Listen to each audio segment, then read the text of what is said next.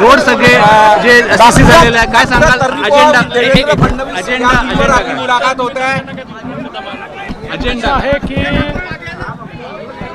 आम्ही महाराष्ट्रामध्ये सगळ्या महानगरपालिका क्षेत्रांमध्ये इतक्या मोठ्या प्रमाणात विकासाची कामं केलेली आहेत की आम्हाला दुसरे विषय सांगण्याची आवश्यकता नाही.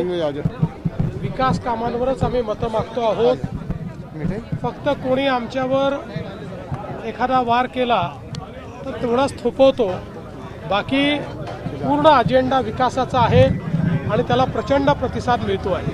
हर्षवर्धन आज पाहिलं असेल, टीका तुमच्यावर झाली. हर्षवर्धन सपकाळ यांनी अत्यंत अभद्र भाषा तुमच्यासाठी वापरली, दरिंदा आणि त्यापेक्षाही वाईट शब्द तुमच्यासाठी वापरले. निवडणुकीच्या काळात भाषा खाली चालली आहे. बघा, पहिल्यांदा तर कोणी कितीही शिव्या दिल्या तरी माझ्यावर काही परिणाम याकरता होत नाही की मला विष प्यायची सवय आहे आणि जोपर्यंत महाराष्ट्राची जनता माझ्यासोबत आहे तोपर्यंत असल्या फालतू वक्तव्यांनी मला काही फरक पडत नाही. दुसरं, तुम्ही ज्यांचं नाव घेतलं काय हर्षवर्धन सपकाळ, त्यांना काँग्रेस पक्षातच कोणी सिरियसली घेत नाही.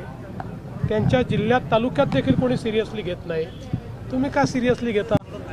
ते केवळ मला शिव्या दिल्यामुळे दिवसभर चॅनलवर त्यांचं नाव चालतं एवढ्याकरता ते बोलतात. त्यामुळे त्याला उत्तर देऊन मी कशाला माझ्या तोंडाचा वाफा या ठिकाणी खराब करू. विकासाचा मुद्दा तुमचा आहे, मात्र बीएमसी मध्ये जे सत्तेत होते त्यांचा अप्रोच असा दिसत नाहीये. विकासाच्या मुद्द्यावर बोलत नाही. ते बोलूच शकत नाही कारण 25 वर्षात त्यांनी काहीच केलं नाही. त्यामुळे त्यांना वेगवेगळे मुद्देच मांडावे लागतील. विकासाच्या मुद्द्यावर जर ते त्या ठिकाणी आले तर त्यांना माहिती आहे लोकांना तोंड दाखवायला आपल्याला जागा नाही. प्रवेश केलेला आहे. उन्होंने मोदी जी और अमित शाह के कब्र खोदने के नारे लगाए.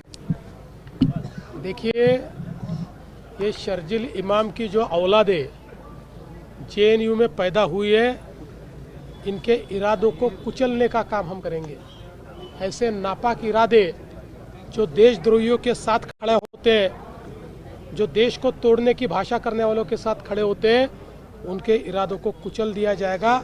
ऐसे इरादे नहीं चलेंगे. सीआर पाटिल जो केंद्रीय मंत्री है उन्होंने शिवाजी महाराज को पाटीदार समाज का बताया. सीआर पाटिल जी ने क्या कहा ये मुझे पता नहीं है, लेकिन छत्रपति शिवाजी महाराज किसी एक समाज के नहीं थे. महापुरुषों का कोई समाज नहीं होता, उनकी कोई जाति नहीं होती. महापुरुष जो होते हैं ये पूरे देश के होते हैं. इसलिए मुझे ऐसा लगता है कि उनको इस जाति का या उस जाति का कहना ये सही नहीं होगा. वो तो पूरे देश के थे और छत्रपति शिवाजी महाराज थे, इसलिए हम लोग हैं.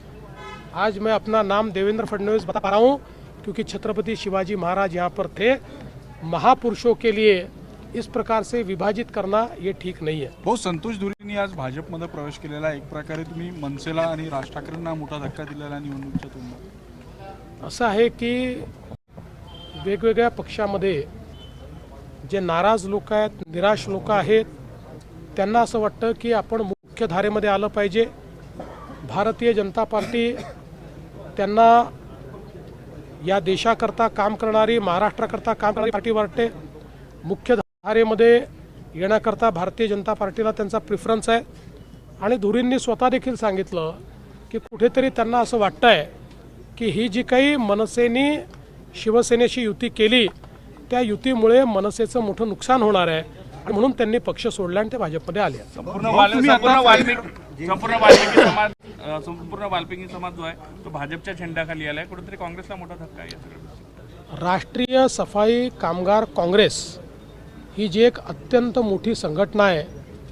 सफाई कामगार, विशेषतः वाल्मिकी आणि सुदर्शन समाज याला एक मोठं प्रतिनिधित्व देणारी ही जी संघटना आहे, या संघटनेने भारतीय जनता पक्षाच्या झेंड्याखाली याचं ठरवलं आहे.